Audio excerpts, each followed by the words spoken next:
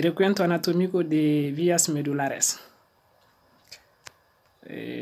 Concepto y generalidades. Las vías son un conjunto de fibras nerviosas más o menos agrupadas, formando cordones, fibras, haces, etc. Sus funciones es la de conectar un receptor o un efector con el sistema nervioso, es decir, es el nexo de comunicación entre todos los tejidos del cuerpo con el sistema nervioso. Las vías pueden estar formadas por una o más neuronas, que en este último caso se comunican por medio de sinapsis, ubicadas en distintas partes del trayecto de la vía. Las vías se transcurren en la médula y en el encéfalo, pudiendo comunicar ambos entre sí, o, en el caso de encéfalo, comunicando centros nerviosos dentro de este entre sí. Ahora vamos a hablar de la clasificación de esas vías. Se clasifican básicamente en vías ascendentes y vías descendentes. Las ascendentes son vías que transcurren todas las sensaciones captadas por los receptores en los tejidos, es decir, tienen función sensitiva. Se la denomina ascendentes porque van a recibir señales o sensaciones cuyos receptores los traducirán en señales nerviosas que van a ser conducidas al encéfalo y por lo tanto deben subir hacia este, ya sea por vía en la médula espinal o por otros nervios. Con respecto a las descendentes, son vías motoras que comunican a los tejidos órdenes motoras provenientes del cerebelo y también del tallo, y de estos deben bajar por la médula o nervios hasta los tejidos efectores que serán, a grandes rasgos, los músculos. Tienen como objetivo producir movimientos conscientes e inconscientes, como el tono muscular o el equilibrio.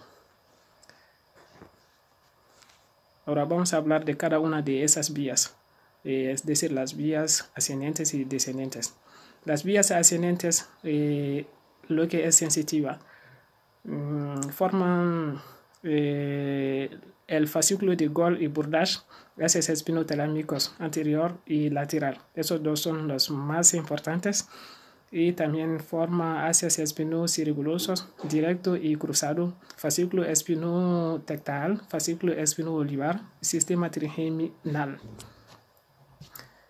Empezamos con fascículo de Golgi y Burdach. Estos fascículos transcurren por el cordón posterior de la médula espinal, Golgi por dentro, y por fuera se encuentra Burdach. La primera neurona cuya acción se origina en los fascículos, al igual que todas las vías sensitivas, se encuentra en el ganglio espinal. La acción de esta neurona asciende por el cordón posterior hasta llegar al dorso del bulbo encefálico, donde hacen sinapsis. Como lo vemos, la primera neurona se encuentra hacia más abajo, más inferior, más caudal, es decir, y de arriba de este donde tenemos el circuito. Allí el circuito en color azul se encuentra la segunda neurona, donde allí tenemos los núcleos Golgi y Burdach.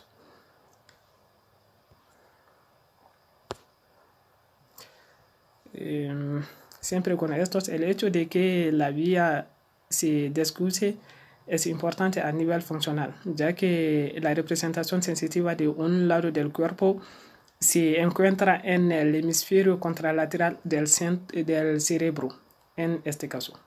El fascículo de Golgi y de Burdach se encarga de transmitir las siguientes acciones.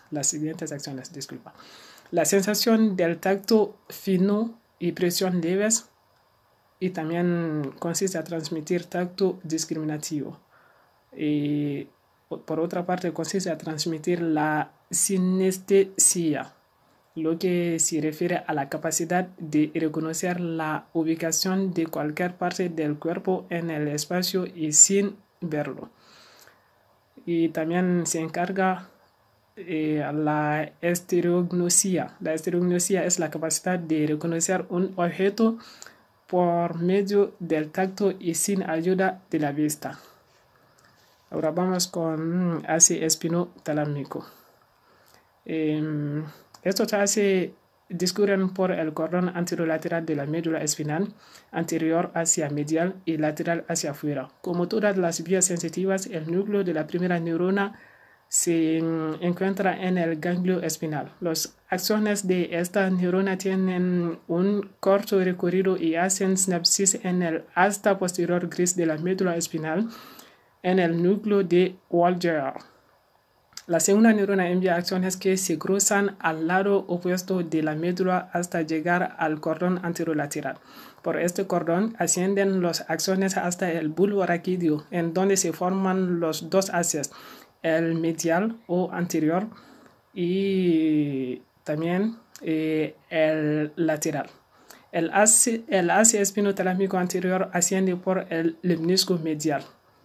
Juntos con el fascículo de Gore y Burdaz, es de los anteriores, y mientras que el haz espinotalámico lateral asciende por el lemnisco espinal o lateral, juntos con el haz de Cowell, espino cerebroso cruzado.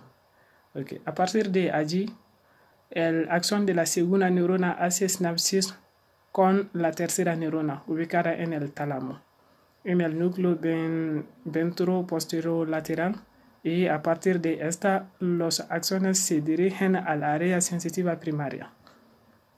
Esta vía se descruza inmediatamente en el segmento medular que recoge la sensibilidad.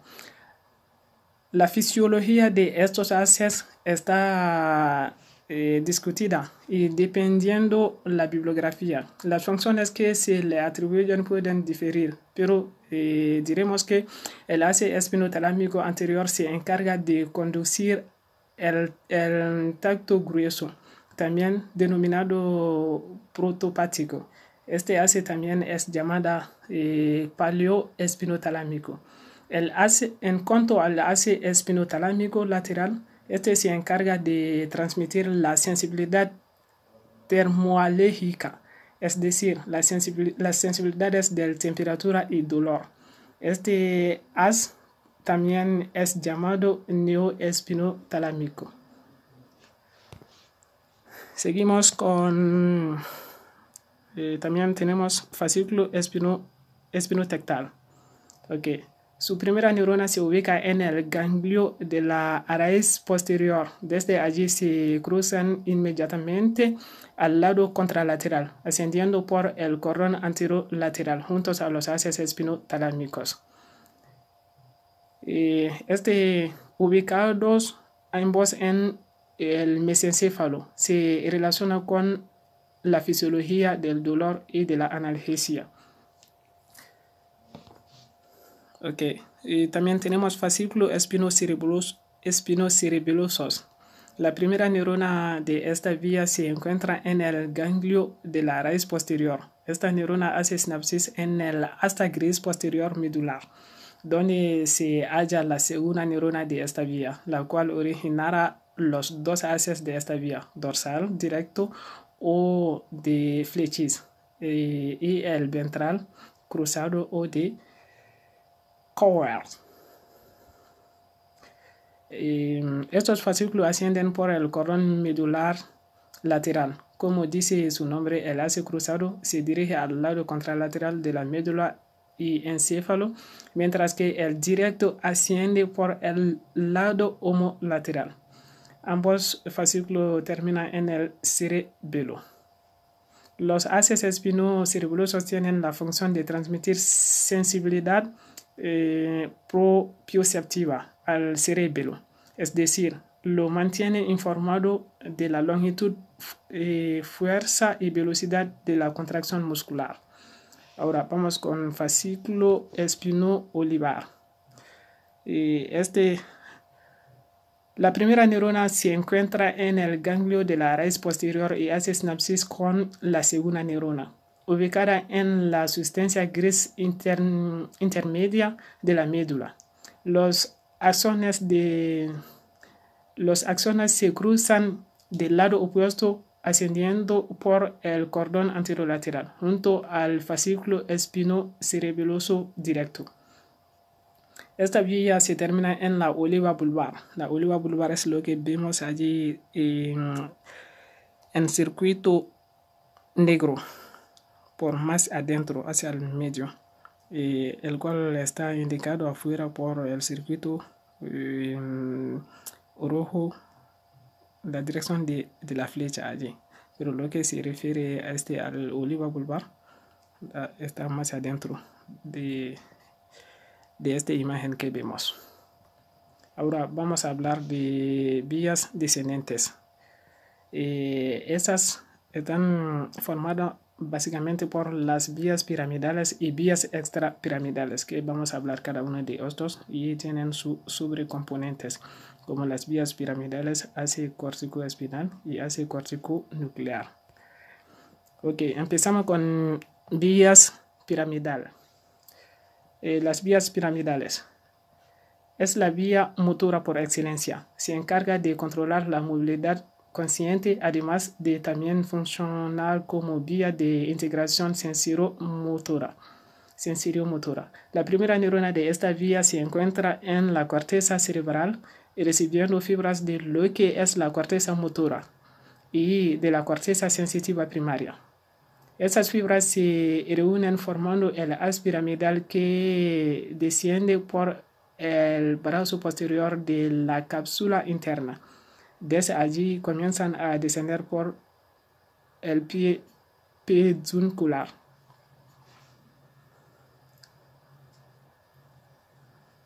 El haz directo desciende por el cordón medular anterior y el cruzado por el cordón lateral.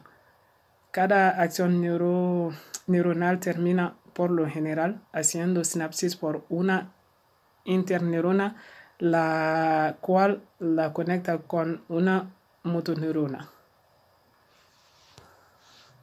Ahora vamos a hablar de las vías extrapiramidales. Está constituida por las acciones que no forman parte de las vías piramidales y que desciende desde el encéfalo hasta la médula espinal. Extrapiramidal porque su vía no pasan a nivel piramidales, al nivel pirámides vulvares, que da función es ordenar el impulso para la ejecución de los movimientos voluntarios, como la marcha, postura, tono muscular, nivel de alerta y conductas instintivas. Ahora vamos a hablar de la vía rubroespinal, que también es una parte de las vías extrapiramidal.